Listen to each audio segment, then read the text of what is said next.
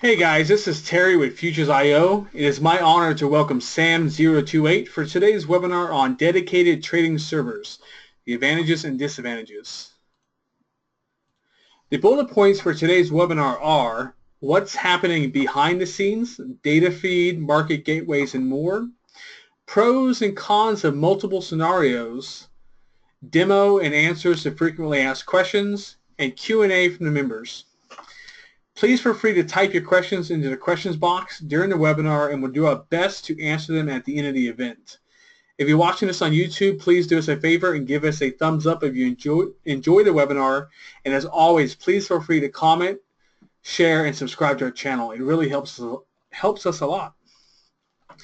Don't forget that you can now follow us on Twitter and Facebook and YouTube at Futures.io. And without further delay, I'll hand it over to Sam.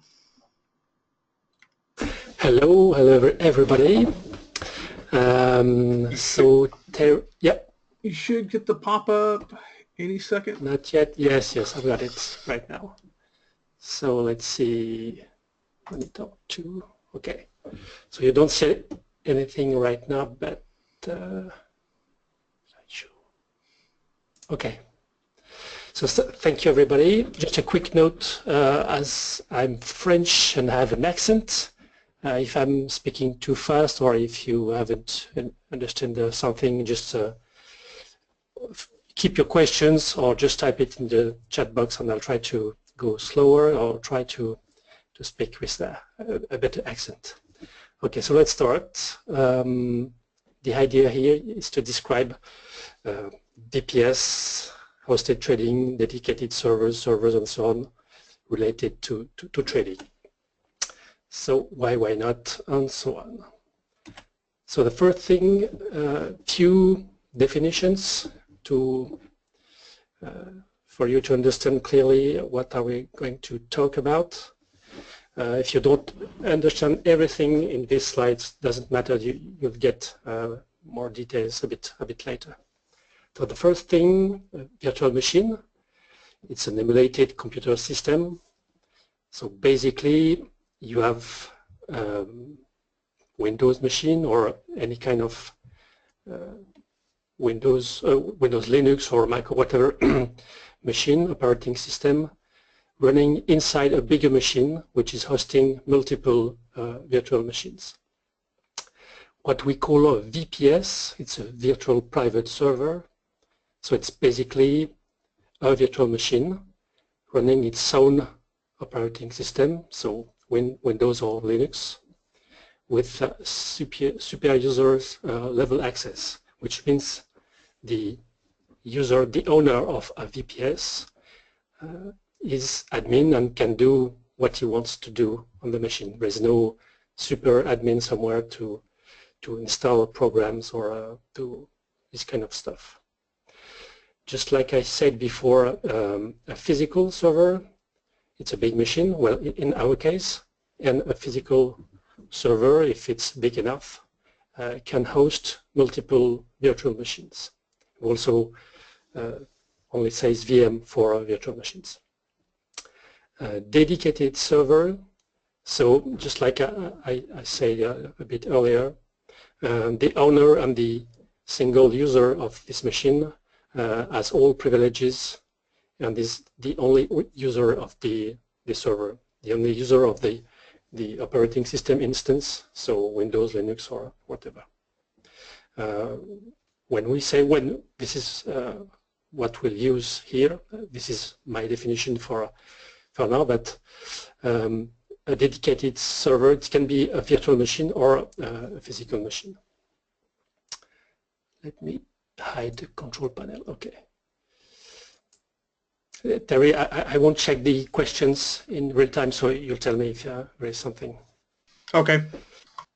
So just a quick reminder or information about the timing, specifically in trading, because it's very important. So 1,000 milliseconds is 1 second. 1,000 nanoseconds is 1 millisecond. So you have 1 million nanosec in 1 second. Just to give you a few ideas, an iBlink is 100 to 440 millisec. Mouse click, basically for me, for example, I'm not too slow. It's 250 millisec. The best 100-meter sprinter's response time after the bang is around 150 millisec. Now about the, I'm going to use the other, okay.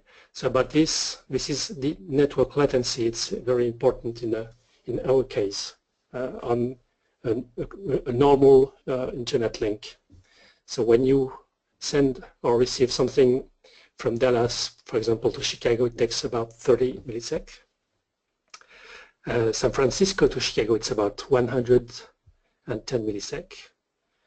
And Melbourne to Australia to Chicago, 210, and Frankfurt in Germany to Chicago, about 110 seconds. This is the speed for retail ISP, Internet Service Providers, and with good links. Okay, so this is the average with a good internet link. Okay. Now, let's see how it works. So this is an example of a trader. So it looks like a laptop here, which is connected to internet. So the green lines are the internet links. So basically, assuming he's running an automated strategy on his PC, I don't know, with NinjaTrader or TradeStation or whatever.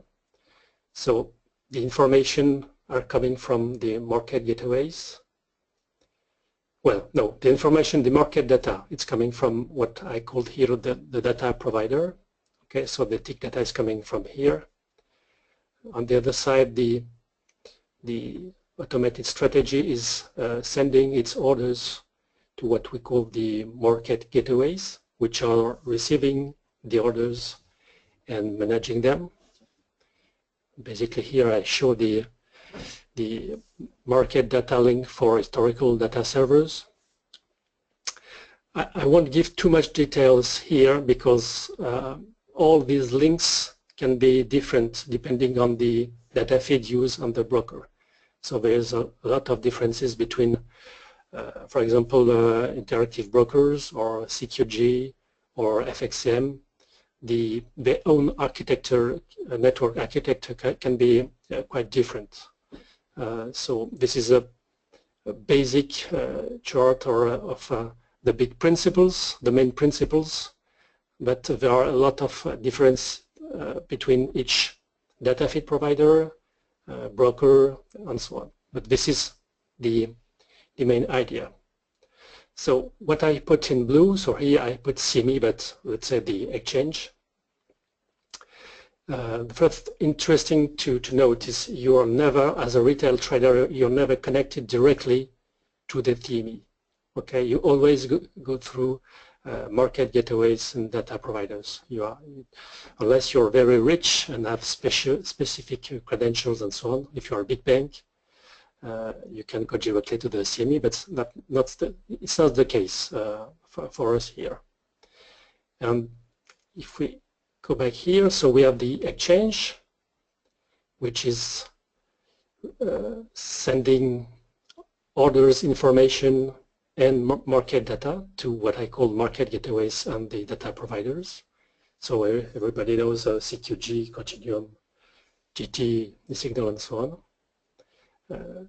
Market gateways are managed by the brokers. These brokers have, in most cases, risk management servers and back office servers to just be sure that you are allowed to trade this instrument, if you have enough cash on your account, if your margin is okay, etc., etc. So I won't go very far in this because there are so many differences. It will take another webinar just to explain the role of each steps and find out who is doing what exactly. So, but this is basically the main idea.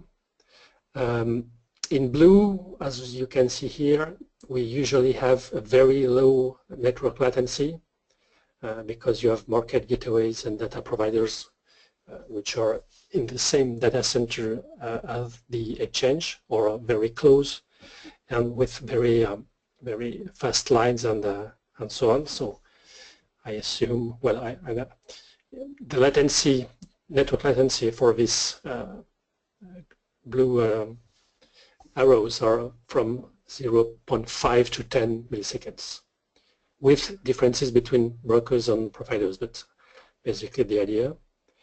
And the guy who has his PC here, depending on where he is, it can be from 5 milliseconds if he's in Chicago to 250 milliseconds if he's in Australia, for example. So this is the usual scheme. So what's happening if the internet goes down? So this is the green light with an automated strategy running on this PC. Okay. So let's say the PC crash, or there is any kind of network issues, electrical and so on. Of course you have a problem because you can't know what are your positions and so on and so on. So you have to call your broker to fix it. It can take time and so on. So this first part is about the let's say the security or the safety of having your own automated strategy on your own PC with your own internet line. So here, this is a problem. Okay, let's see with a VPS or a dedicated server. Basically, all the logic is running on the VPS. Okay, all the strategy is here. The end user has only not very smart machine, which is only here to do the display, send keyboard events or mouse events. So when you move your mouse on your own PC, that will move the mouse on your remote screen and so on and so on. So basically in this case, if internet goes down or if your PC goes down, it's not a big deal because everything will keep running on the VPS. That's the most interesting thing on the safety side of having all this activity hosted in a safe place, let's say. And just like before, the yellow arrow is the PC internet, so you can have, just like before, a very high latency. But it's not a big deal because you are only, well, it's not a big deal. You are only using this link to send mouse, keyboard, or display event, well, to send and receive these events.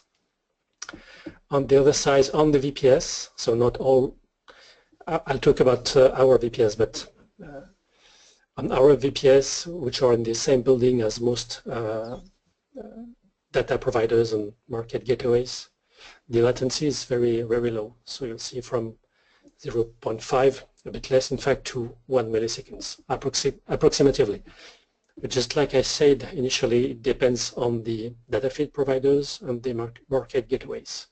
Some of them are a bit more far, so it takes a bit more time, but most of the big futures brokers, data feed providers, so Continuum, Rhythmic, TT, are in the same building, so this latency is quite low. So basically, this is it. Your PC can go down. You can simply wait until it's up again to check what's going on. You don't necessarily have to call your broker and panic to let him manage your positions. Okay, no questions so far, I suppose. Okay. Okay, just a few numbers about latency and bandwidth. So we're going to see the performance aspects, how to reduce slippage and to get better fills. So basically in USA the average bandwidth is 10 to 50 megabits per sec, and it's slower in upload usually. On our machine we have 1000 megabits per second bandwidth. This is the speed and the fact that we are close market gateways and data providers make the latency quite low. Okay. So about the execution process involved and why latency is important, mainly on not on all time frames and on all instruments, but for very liquid and volatile instruments, it's quite important. So assuming you remember when the first chart with the CME exchange and so on, let's assume we have an order which was executed at noon exactly.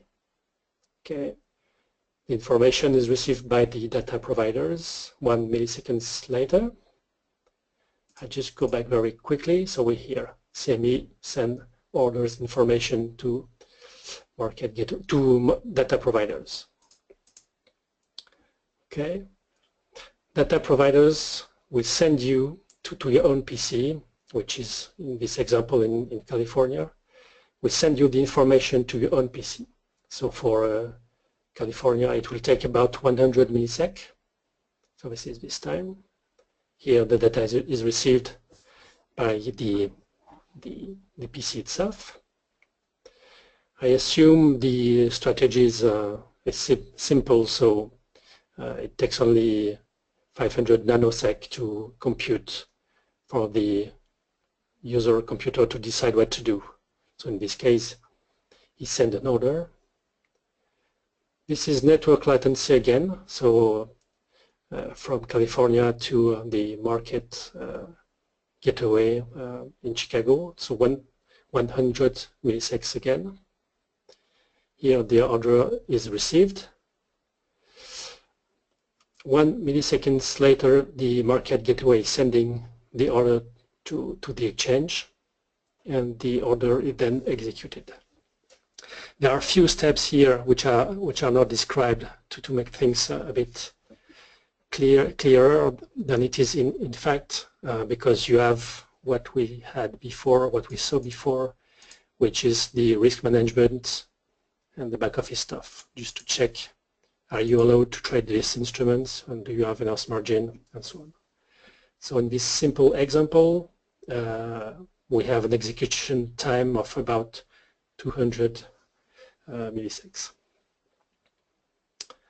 Okay, so this is the process involved for someone with his own PC in California. Same thing for a VPS in Chicago. So order executed, information received 1 millisecond later. As we are very close to the market gateways, instead of 100 milliseconds, it will take 1 millisecond to be received by the VPS. Let me do it again. So order executed, information received by the data provider 1 millisecond later, information received by the VPS 1 millisecond later, because we're close. Strategy compute time, same thing, 500 nanoseconds. This 1 millisecond is the time for the market gateway to receive the order. Same thing as just before, as we are very close, the network latency is very low. And this step is the order which is received by the broker market gateway. And we assume that half a millisecond later the order is executed. I didn't describe this, but Basically, you also have some information who goes back to the VPS or the PC of the client, which is okay, the order was executed, filled or not at this price at this time, and so on.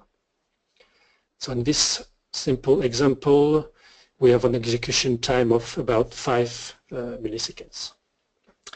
And just like I say already twice,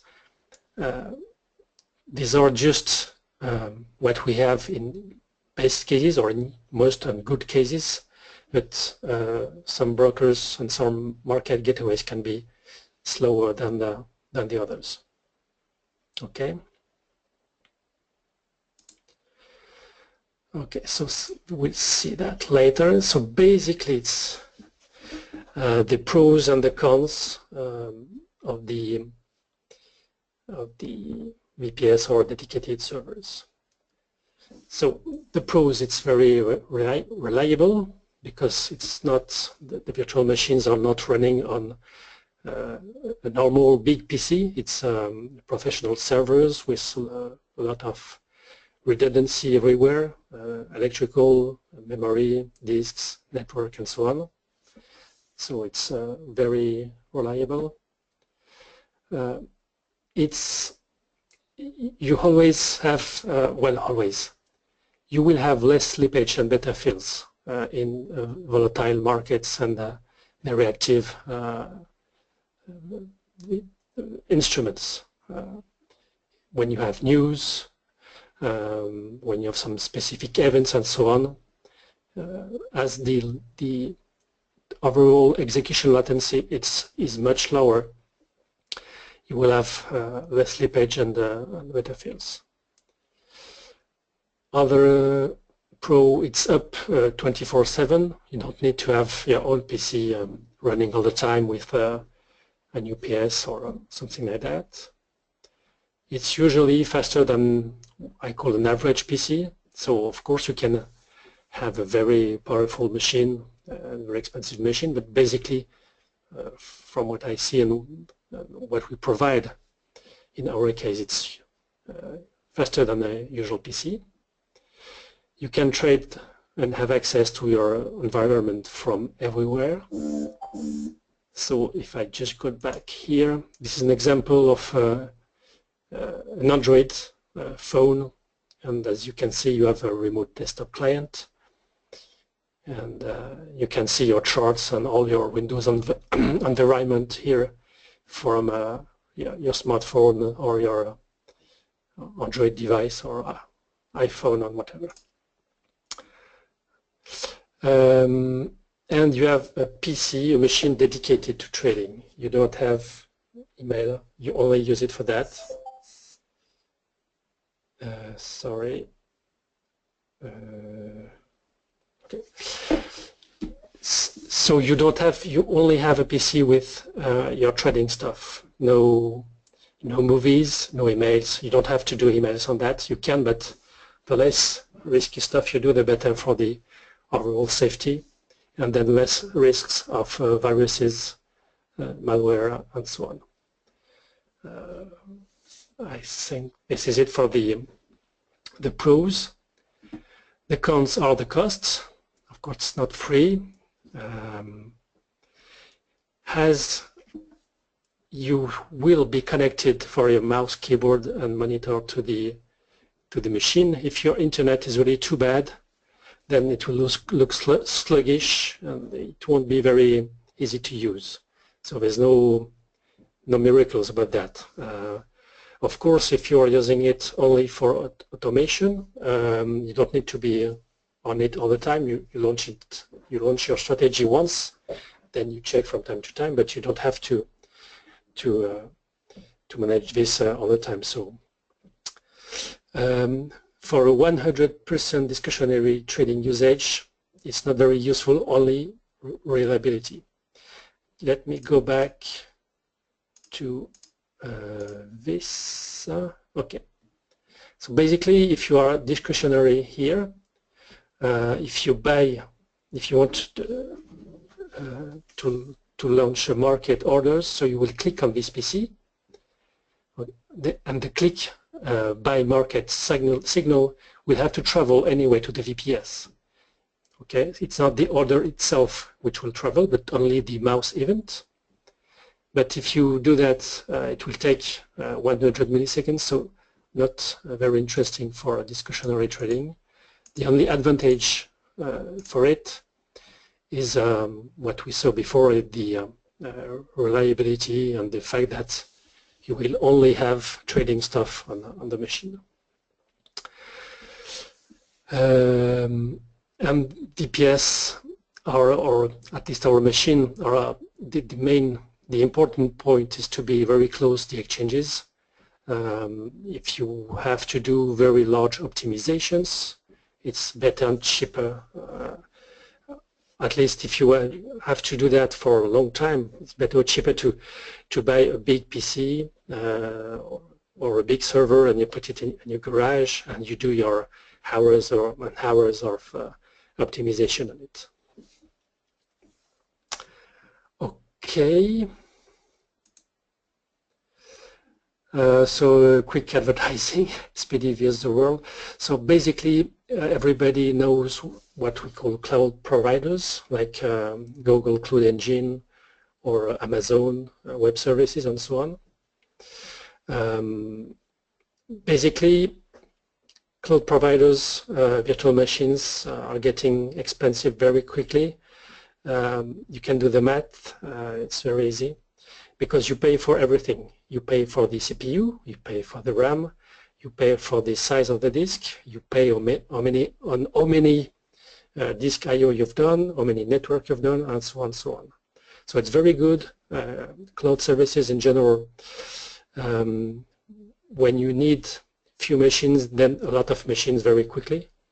But to keep a machine running 24/7, it's quickly very expensive. What I call web hosting providers, there are a lot of companies providing virtual machine, mainly Linux, but a few Windows. But they are not like us near the exchanges, so it's not very good for that. And it's also not very good for real-time stuff. So you can have, if you have a database or a web server which is a bit slow, you won't see it. If you click and nothing happens, you will see it. So something to take care. Okay, so you can also find very cheap providers. There is a trick, so be careful with that. Basically, with the virtual machines, you can put a lot of virtual machines on a single server. On a technical point of view, it's not a big deal, but it's very quickly, very slow and unresponsive. So if it's too good to be true, then there's a problem. Just be careful. And I think we have few providers who don't use legal Windows version, so there's a risk of seeing the server going down because of a license problem. And still about us, well, the idea comes from former Future I/O, which was Big Mike Trading. Just an idea between me, Mike, and a few other guys. We are only doing hosting for trading purposes. That's all. Like I told before, the servers are near the market gateways, Chicago and New Jersey, to get a low latency. We have support, we have a very good uptime, we have a bit modified Windows version to avoid attacks and so on. We have free trial, discount for Future I/O members, and our machine works on so far on all Windows trading platforms. All we've tested with few tricks from time to time, but it's a Windows machine, so if it works on Windows 7, 8, or 10, it will work on our machine. Okay, so the usual questions. So let me go back to my monitor. let's close this. Just a quick demo on how it works. So here, basically, you see you have a small file which is a .rdp file. You can edit it and you can connect. So let's do double click to connect to the machine. So this is how to log on. Okay, so you will see something like that. I put password.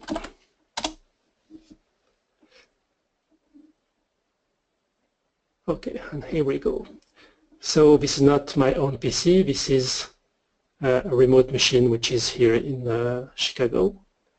The only difference is this is a Windows Server version, not a desktop. And you have this small blue thing which tells you that this is the application, and in the application you have a Windows machine. So I can do this, for example, and you see the background, and this is my machine. So to log on, very, very simple. The question we usually have is how to change a password. It sounds simple, but we have these questions. So it's basically Control Alt End and not Del. And you have this, and you can here change the password or launch Task Manager. And just like before, we are on the remote machine here. Okay. Okay, a question we have from time to time is how to use all my monitors. So very simple. Our small file which is allowing us to log on the remote machine, you can do right-click edit, and you will see this here with options. And here you simply have to say use all my monitors or reduce the size of what you want to do. About the other questions on these options, you have, if you want to print from the remote machine to your own physical printer, you have to use this, and so on and so on. So let's go back to the machine, to the VPS itself. So I launched a few things just to show you. So here basically, for example, we have an automated strategies. So I will do just like if my PC went down. So I'm going to, so as you can see, something is running. I will just close this window, just like if my own PC went down. If I go back,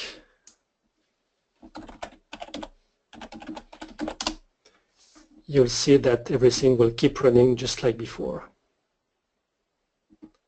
Okay.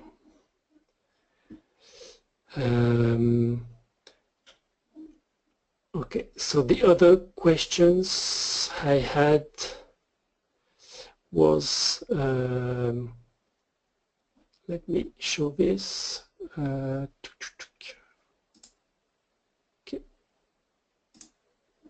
Okay. So we saw this, and this. I have questions sometimes on how to log on from secure network, like day job, airport Wi-Fi.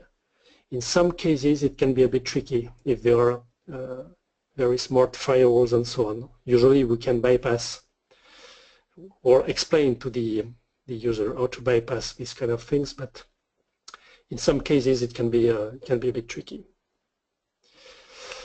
Something else about the virtual machine versus physical machine. So virtual machine has a much better price-performance ratio. It's much cheaper than a physical server, and the performance are quite the same, unless you have very big servers.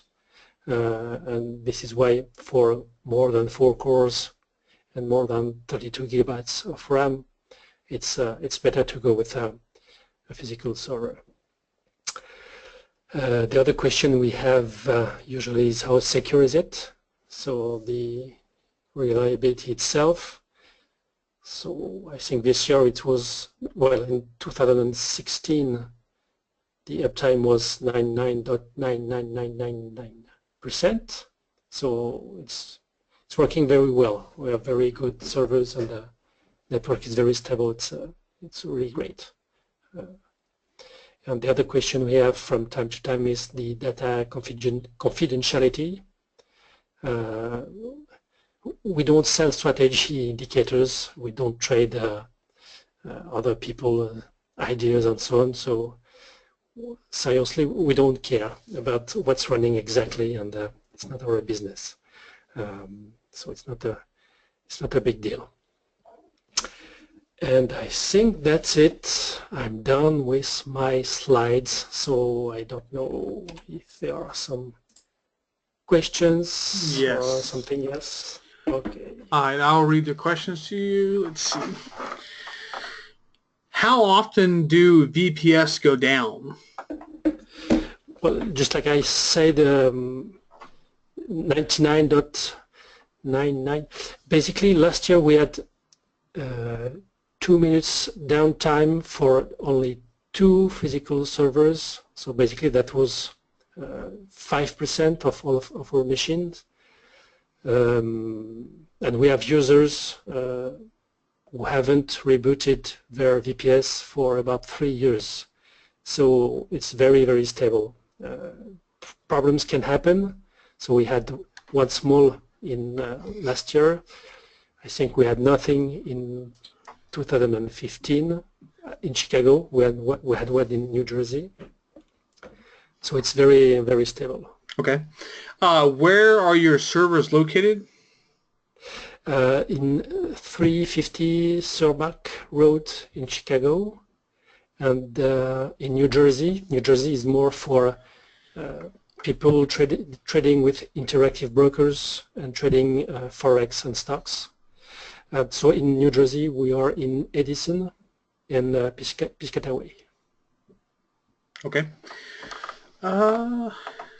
If I'm in Sydney, can I get a better MS connection to Chicago only by changing my internet speed from 20 megabytes to 100 megabytes?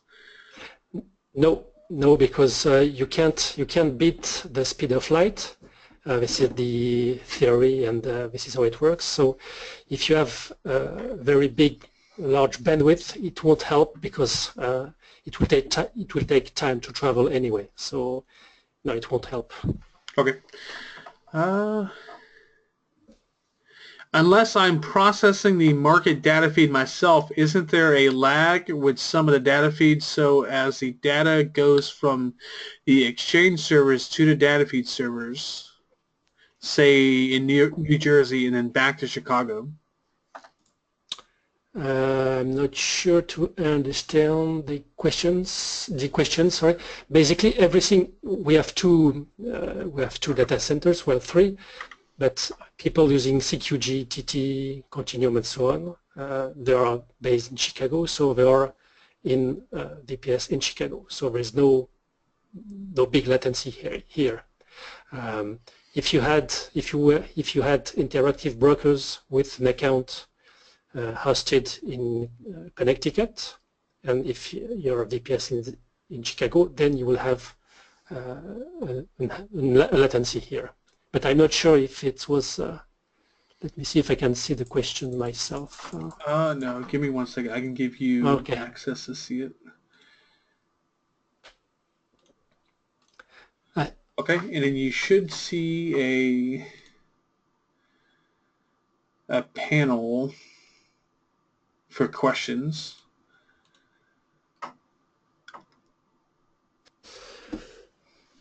I need a bigger screen, I think. I can't see it, sorry. Okay. I can see it. Okay, on the, you should see like audio dashboard attendees. There should be a tab for questions. Yes, but it's a bit small. There on the right side of it is a button second to the right to undock it and make it bigger. Okay. Yeah. See. Oh, I see all the questions. That's great. Yes. Okay, Sydney. unless I put market difference. Yes, there is some lag, but there is also some lag from Chicago to Chicago. The main question, the main problem is how big is this lag? I hope I've Okay. If I have a VPS in Chicago, what difference is there in an order in the ES versus CL? Is the CL on NYMEX going to be slower? No, because the NYMEX is owned by the CME group and everything is done in Chicago. So the only New York you have in NYMEX is the N and the I, but there's nothing in New York. Okay. Can you review the advantage of VPS over a dedicated server hosting? Yes, I think that was this one. Okay, basically dedicated server, the only advantage is that you can easily and at a lower price have very big machine. We have a client who has, for example, multiple machines, but one of them has 32 cores, for example, and 192 gigabytes of RAM, which is really, really huge. So you can't, it's not very smart to do that with a virtual machine. For this kind of sizes, you have to go, it's better to go with a physical server. But that's basically it, because if we try to get the price as low as possible, a physical server won't have dual power supply, won't have red or very good red hardware card, and so on and so on. So on the performance itself, below 32 gigabytes of RAM, it's not very interesting. And you can't, if you want to upgrade a VPS, it takes 2 minutes. You shut down, we add resources, we boot, and that's it. On a physical server, it takes 1 day, 2 days, because you need the parts, and you need someone to remove the and add the new parts, shut down, and so on and so on. I hope it's clear. Okay. There's a question. How can I tell how many VPSs are being put on the same machine I'm sharing? You can't. That this secret sauce, so you can directly. But basically, I mean, you don't need to care that much if the machine is fast and if you don't have lags and funny things. I mean, it's not really your problem, okay. I think.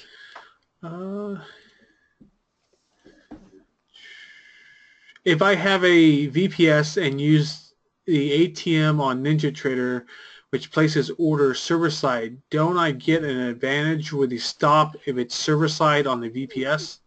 Yes, I forgot this one. I will have to change because the slides, because yes, I forgot this one. That's an important point.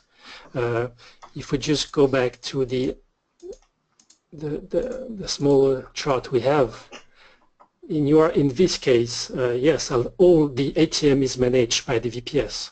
So it will receive the tick data faster and will be able to move the target and stop faster than if it was far away from the market gateways. So yes, for ATMs and everything which is not 100% discretionary, there is some good points for that. So ATM is one of them. Okay.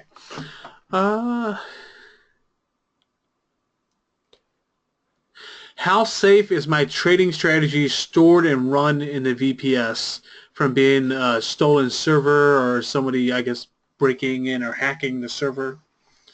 Yeah, I won't go too much in the detail of the security stuff we have. Inside, it's an agent which is inside the VPS itself. But basically, if someone tries to log on more than 3 times in a row, the IP address is blacklisted, and they won't be able to log on. The IP address won't be able to log on the VPS.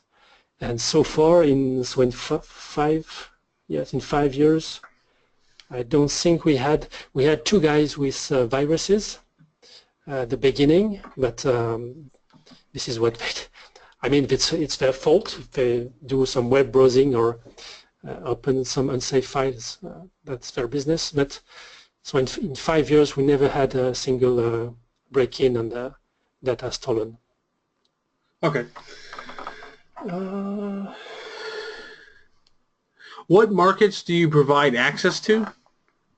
We don't provide any access of anything. Okay. Basically, it's the data providers and the market gateways. But we are in Chicago for the futures in general, and in New Jersey for forex option stocks, for stock options, and we also have something in Paris, for London and Switzerland, but it's a much smaller. Okay.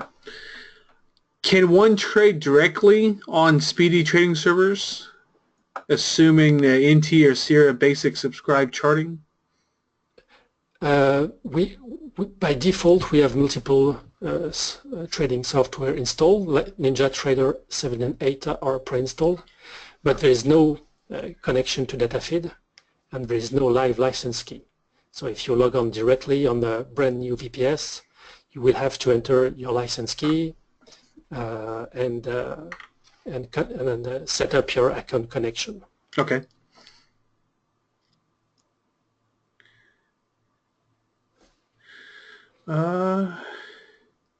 Have you ever encountered denial of service attacks? In Chicago, never.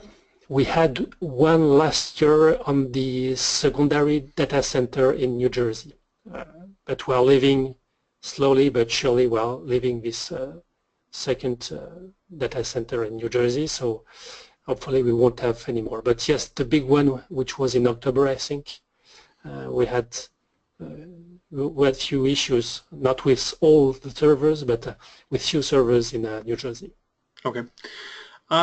They say for TradeStation, they recommend 2 gigs of RAM. Your large VPS provides 2.25 gigabytes. Is that all that's available to the application? No, it's what's available to Windows itself. So Windows takes about 300 megabytes. And in fact, we have TradeStation users with less than 2 gigabytes of RAM, but basically, and this is what we say, it's usually the minimum for a TradeStation. Okay.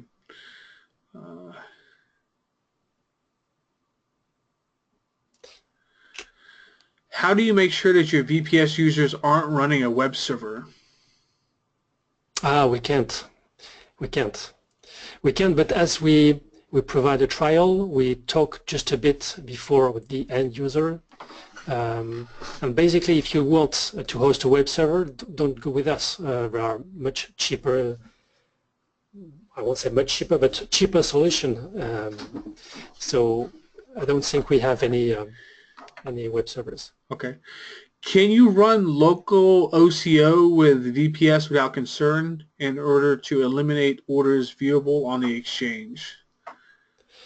Yes, I think this is what we basically, when we talk about ATM, this is the same principle. Everything is done on the VPS itself, so everything is close to the exchanges and the gateways. So yes. Okay.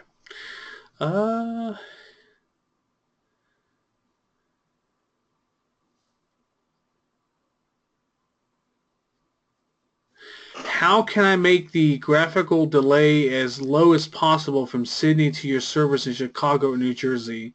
Is there a trick or do I have to live within approximately 200 millisecond latency? No, there's no trick. This is a speed of light, and it will be slower than the speed of light because you have network equipments, you have routers, you have firewall, you have a lot of things between you and Chicago, so it won't be the speed of light between Sydney and Chicago. So no, there's no no miracles. The only thing which can be done, if we go back quickly here, in the, where is it? Okay, one sec. In the options, well, I can't see it right now. I can't move it. Okay, let's move it.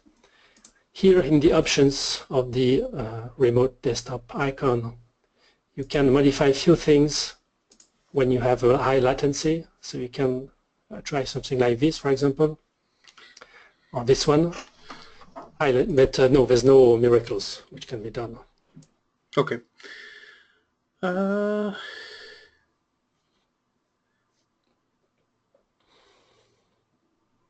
What data centers do you rent your space from? It's Steadfast, okay, and a few others, but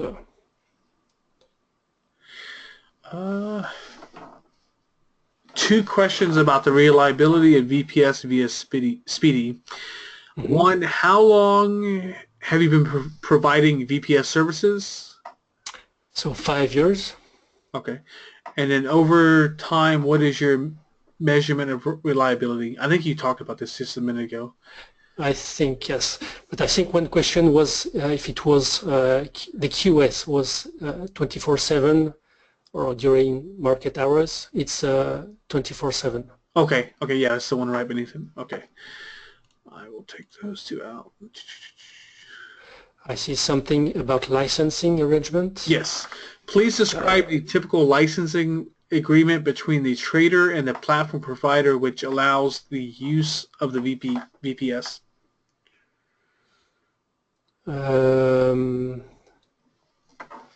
There's no specific license. There's nothing. There's no such license. The guy rents a VPS and use what he has on his own machine. So there is no specific licensing. Okay.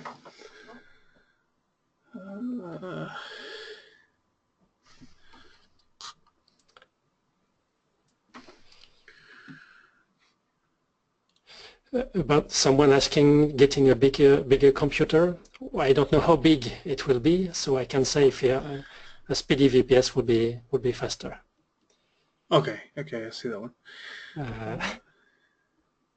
When you had the denial of service attack in October, how did that affect your service?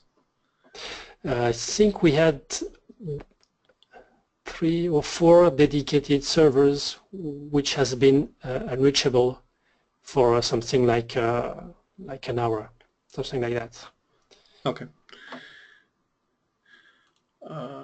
Can I test the connection from Sydney to your server without setting up a new account? I can send you an address which can be pingable, so you'll have an idea of the latency. But no, basically, if you want to try, you just ask for a trial, and we'll send you the credentials. But we don't have a big VPS available for everyone, so we create one for each try. Okay. Let's see. Is this good for discretionary traders? Why or why not? I think we answered. So if you are fully discretionary, it's not that good because you will still have the mouse click latency. Let's call it. But it's good if you have some kind of automation like ATM or OCO and so on. Okay. It says, I'm using FXCM VPS today between Sydney and their servers in New Jersey. Would your VPS be faster than theirs? No, I think there should be, I don't know. I never tried that. I had some FXCM VPS users who are now our clients because they were not very happy. But maybe it was just bad luck. I don't know. I don't have a lot about that. What I know is that we are fast and we only had good comments about the speed itself. So okay. back to licensing, is the Windows Server instance included, or does the subscriber have to pay for that license separately? No, it's included. Okay. Okay, and then I'm going to make this the last question. What auto trading platforms do you typically see loaded on your service? I guess what would be the most common? Yeah, it's a bit hard to, well, it's not so hard, but after we send the credentials to the end user, we don't log on, we can't log on, and we don't spy the guys. But from time to time we have, as people know that we can code in Ninja and we can do a few things, we have some details. And basically the most common is Ninja first. Then I think, yes, after that it's TradeStation. And we have some CR charts, multi-charts, Trade Navigator, that's it. Okay. I think that is it for questions. Just last one, the activity of other VPS. Oh, I see it just popped up. Yes. Yeah.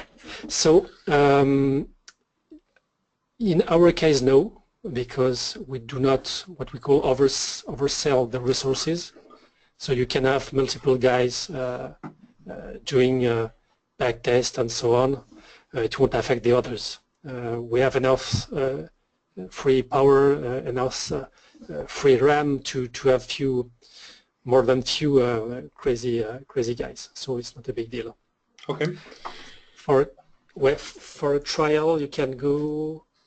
Well, you can ping me on Futures.io, or you can go to the website, which is speedytradingservers.com, and you have a contact